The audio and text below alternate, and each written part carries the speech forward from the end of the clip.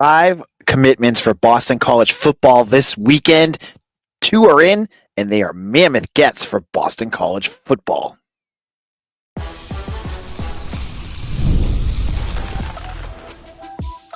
You are Locked On Boston College, your daily podcast on the Boston College Eagles. Part of the Locked On Podcast Network, your team every day.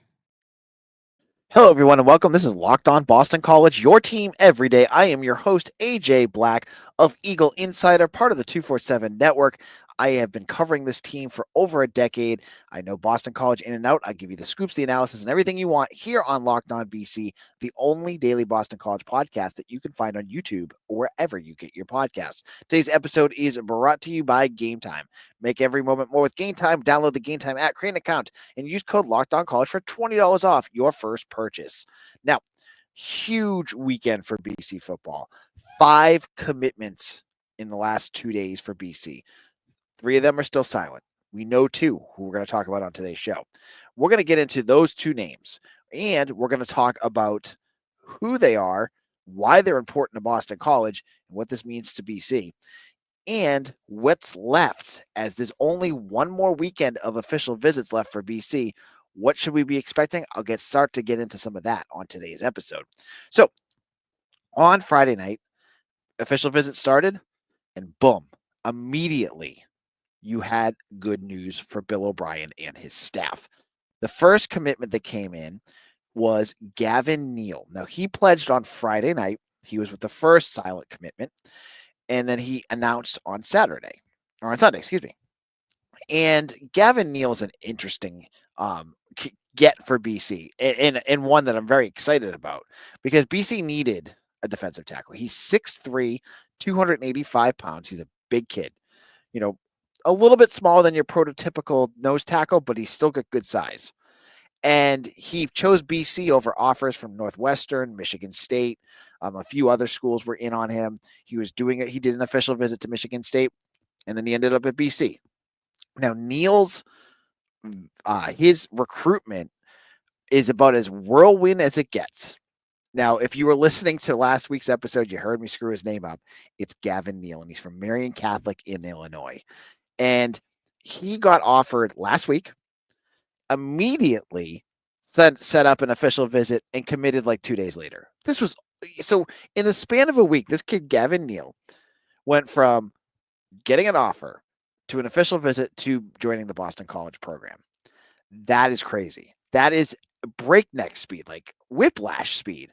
And, when you're looking at what positions BC needed, defensive tackle is definitely one that they needed to add at least one more player. And with the way that their recruiting board was going, they needed to add somebody, because there was a bunch of names that they had on campus that ended up committing elsewhere. You saw guys like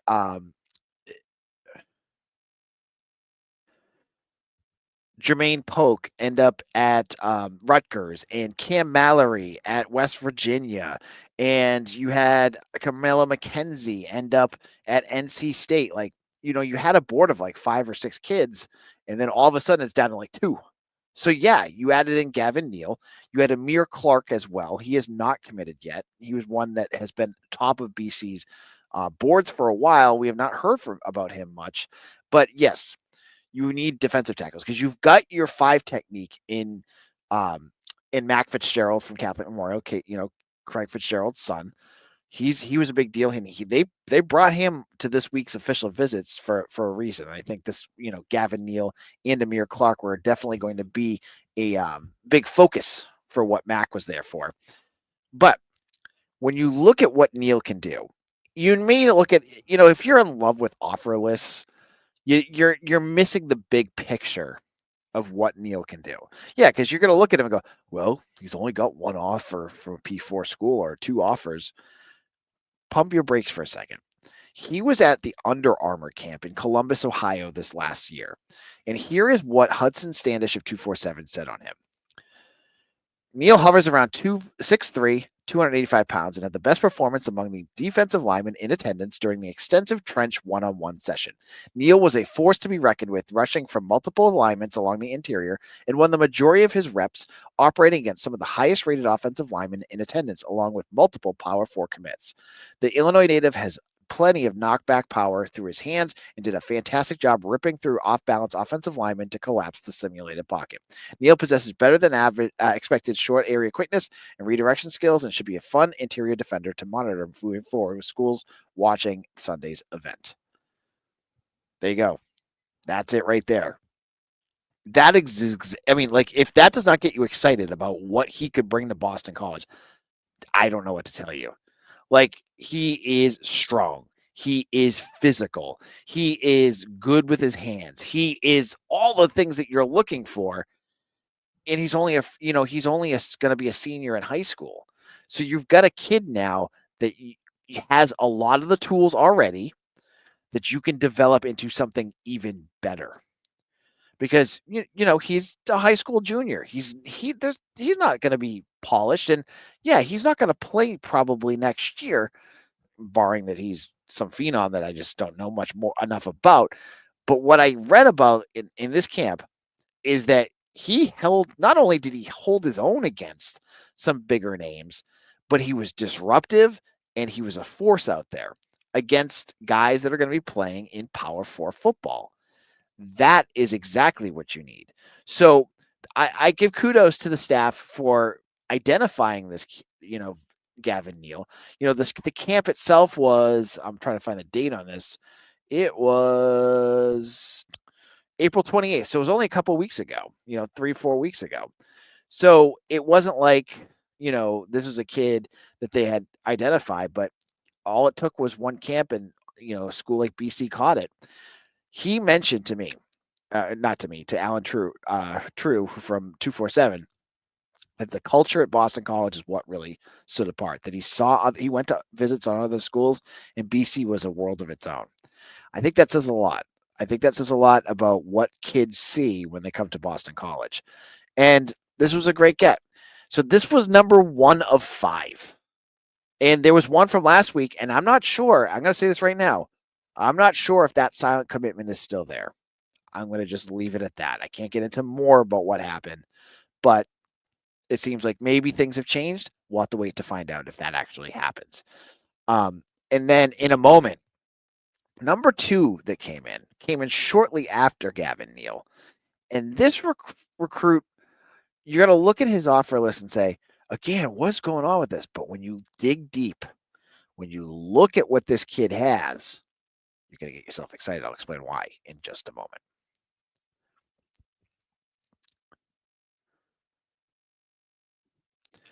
There's nothing like the NBA playoffs, the intensity, the buzzer beaters, the fans losing their minds. It's the kind of atmosphere you must experience live. And this year's matchups are already delivering.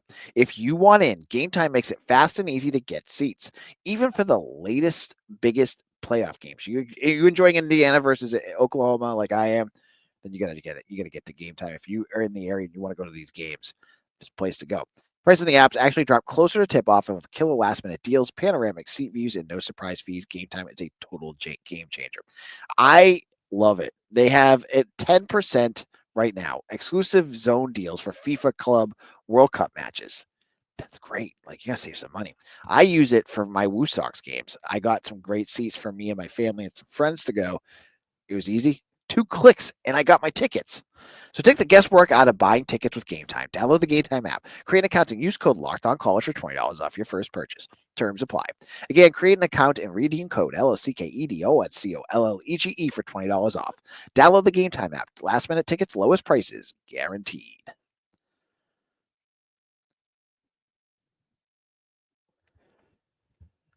This is Locked On Boston College. I am your host, AJ Black, and I want to thank my everydayers out there. If you listened every day, we are a 5-day-a-week podcast, and some of you out there are loyal to the bone, and I love each and every one of you, my everydayers out there. And if you are, shout yourself out in the comment section. I'd love to hear from you. Now, one was not good enough for BC this weekend. I loved what the school did, which was they do if you follow Spencer Dickow, the general manager, on Twitter, he puts out the bat signal when there's a commitment, and it's usually something about earn it, and he has a little slogan. But he had one that said 4 is better than 1. And at first I saw that and I thought, whoa, did they get a 4-star? But then it was 4 recruits, which is crazy that they got 4 before he actually got in front of his computer, because usually they like to spread that all out. So number 2 out of 5, because remember there was one the night before, was Kelvin Brown out of Rains High School in Florida. Now, I'm going to be the first to admit, as someone who covers recruiting for Boston College, I did not know about Kelvin Brown until this week. Like, honestly, I didn't know much about him because he was about as under the radar as it got. Like, you look at his offer list, he had BC, he had Wake Forest. So he's got a Power 4 offer, but he's wedged down in Florida. I think it's Jacksonville. And he's 5'10", 180 pounds or so. And I looked him up. And so I, just like you, if you were on Eagle Insider and you saw the list and you're like, who is this guy? You probably want to do some research too. And many of you just let me do it because that's what I get paid to do, right? So I went and did some research, and what I saw blew me away because this Zay Flowers had more offers. I'm going to say, like, he wasn't completely under the radar. South Carolina and some other schools down south were pushing for him. But watching what Kelvin Brown can do gave me very Zay Flower vibes because he's a smaller wide receiver. And yes, he's a track star with incredible speed. He runs a sub 11 100-yard dash. I think it was like 10.73 in one his class. And he's in the championships and things like that. Like, this guy is elite when it comes to very strong when it comes to running. I don't want to say elite because I think of like Usain Bolt, or just, I don't know if you guys saw that Jordan Anthony thing from the guy from Arkansas who ran like a 10.03 100-yard dash. But what I'm saying here is Kelvin Brown is really strong, and that's hard to deny. But watch his huddle film. Watch what he can do when he's on the field, because some guys are just fast. I think of a guy like, remember John Ross with the Cincinnati Bengals? Like, that dude was fast, like really, really fast. I think he had the fastest 40-yard dash time. What did he do when he got to the NFL? Nothing, because speed is not everything. Obviously, hands, route running, that's all, the ability to block, all these things are important for a wide receiver. But what stood out to me about Kelvin Brown was his ability to run routes and his ability to juke and make moves on a dime. Watch his film. Honestly, it's probably one of the more fun highlight film reels I've watched all year. And that's saying something. Like, you get the best of the best, but he makes moves that make cornerbacks look silly. Like, he just turns on a dime. He can make a move on a dime. That's what I meant when I say Zay, because you can get guys here fast. Like Jaden McGowan last year, he was really fast. What did he do? It's that quickness, the in the cut type of moves that Kelvin Brown does that gives me that vibes, because that is different. And that is as important, if not more important, than just straight array speed. Because you're not going to have a wide receiver just go do a 100-yard dash and run past a cornerback.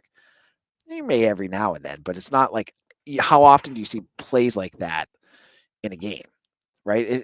It's like once or twice, right? It's more like you're going to do a crossing route, you're going to do fades, all sorts of stuff like that. And they're all different things that wide receivers have to do. So I'm actually very excited about Kelvin Brown. I think he is as under recruited as any guy in this class. I think he's a diamond in the rough. But one thing I will tell you, Darryl Wyatt, the wide receivers coach, does an incredible job of looking and finding talent. He goes after guys sometimes that are a little out of BC's league. We saw that a few times where they go after good wide receivers, but NIL and money and whatever is going to keep them from going to Boston College. But he does the other things too, where he finds wide receivers that are not heavily recruited that he can get to BC. So I trust Darryl White as much as any coach on this roster in terms of just his ability to identify talent and bring it here and make it successful. You just look at the wide receiver room right now, right? Lewis Bond, Reed Harris, Jaden Skeet, like they've got good depth at this position, and it's only getting deeper. Like as I said, watching the spring, Nedrick Bolden is going to be really good. Dawson Poe had he had a few tougher, freshmanish camps practices, but I still think there's something there. We have not even seen the kid from Georgia that's coming um, later, Samaj Fleming. Like he's who knows what's there, and then going out there and getting VJ Wilkins. Like this group is getting bigger and better every day. So I trust what he's doing. I trust that what you're bringing here is going to hopefully translate on the field. Recruiting is a imperfect science, but I look at what the tangibles and he makes some really good plays. What Kelvin Brown can do, I think will work really well in this style of offense and add an explosiveness that BC really could use moving forward. Like you got guys right now that are explosive, but you always want to get more. You want to keep building that explosiveness. I think Kelvin Brown will do exactly that. So he's wide receiver 3 out of this class. You have Alex Voss out of the Carolinas. You have DJ Biggins out of Connecticut, and then you have a few more that you're looking at. The name I keep going back to is Nyquia Hilton. He was someone that BC really targeted a lot early, and made a very big priority to be one of their wide receivers. So I think he was just on campus this weekend. Watch out there. He's got Syracuse and Pitt. Those are the other finalists. He's going to announce on June 27th. He's going to do a big announcement type of thing. And we'll have to see if BC is in good shape for him. But, he's a quiet kid. He hasn't really said a whole lot. We'll have to wait to see what happens there. But you have 3 wide receivers. You're looking at potentially 4. And that'll do it for that part of that class. Now, in a moment, I want to talk about where things go from here. What's left for this month? And where does this class go? How many recruits should they be getting? I'll get into all those details in just a moment.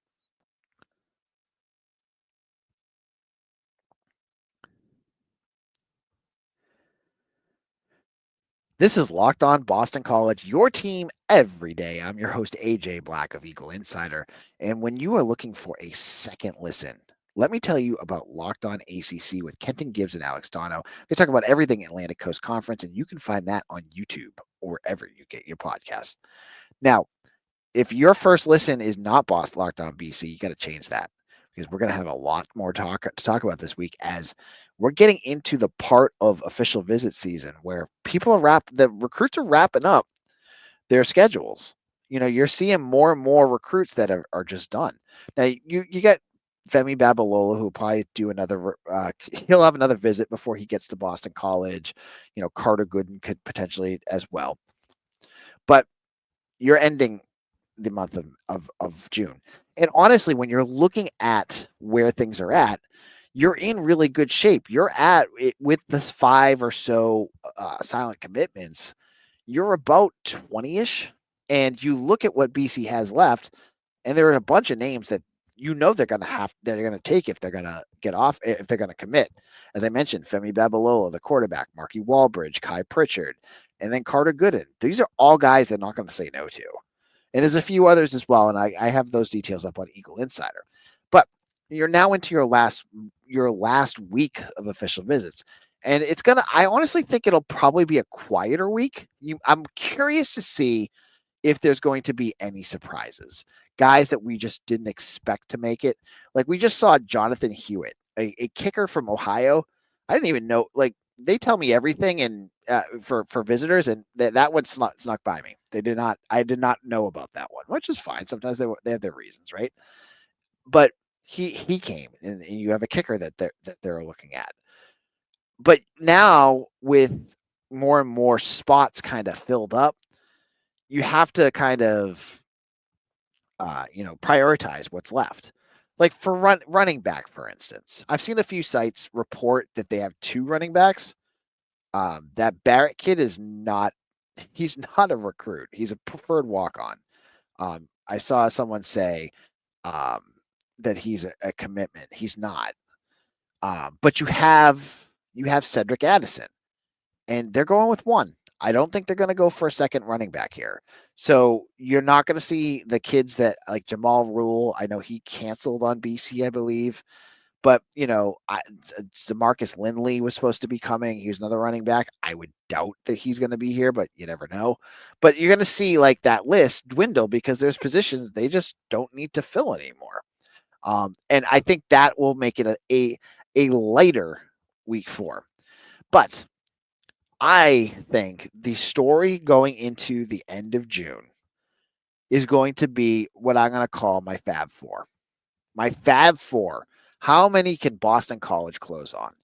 These are 4 guys that I think really would add the cherry on top of this class. And if you're an everydayer, you've been listening to this podcast, none of these names are going to be any surprise to you. But I think they have not committed elsewhere at the time of this recording. And I think BC's in decent shape with all of them, from what I've heard. You have Carter Gooden of Tabor Academy. He's number 70 in the country.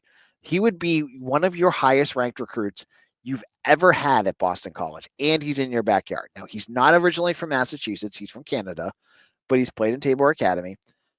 He's looking at other schools. He was just at Penn State. He did Michigan State. I think he did. I think he canceled Syracuse.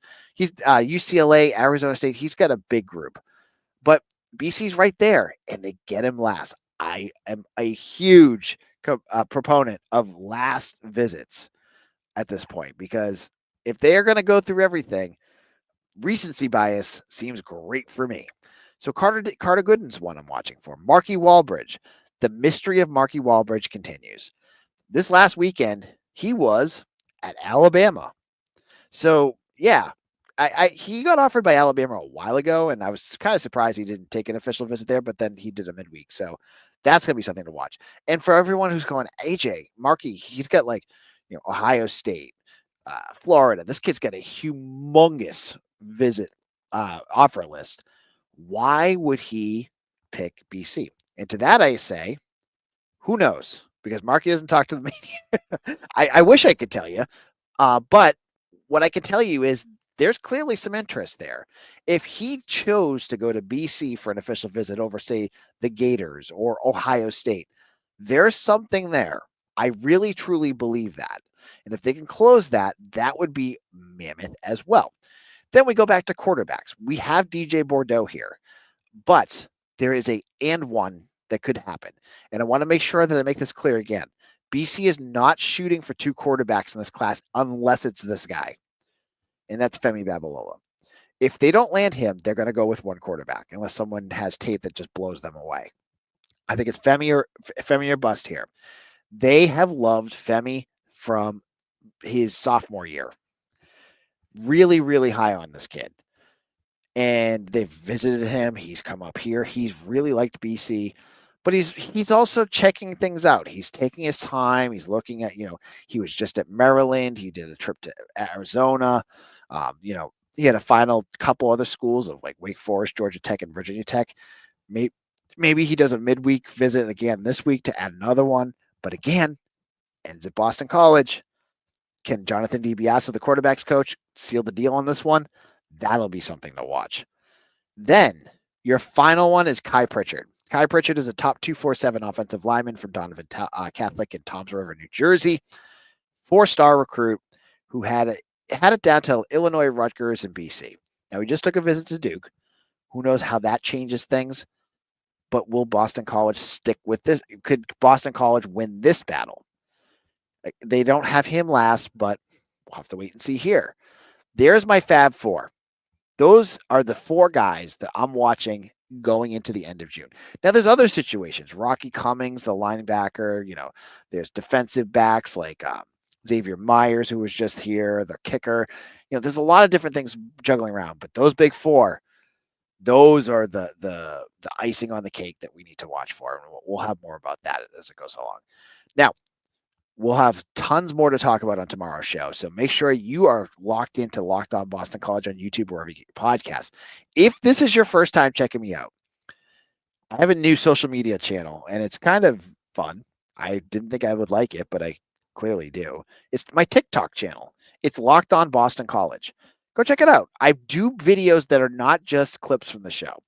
I did a video this morning, I think it was at the YMCA, talking about just the 5 kids that are going to commit. I just said, that the news is coming in, and give you a little snippet before our show. So I really hope you do check out my TikTok channel, that Locked On Boston College. Thank you all for visiting and watching our show. Check me out at Twitter at AJBlack247, and I'll see you again tomorrow for another episode of Locked On Boston College, your team every day.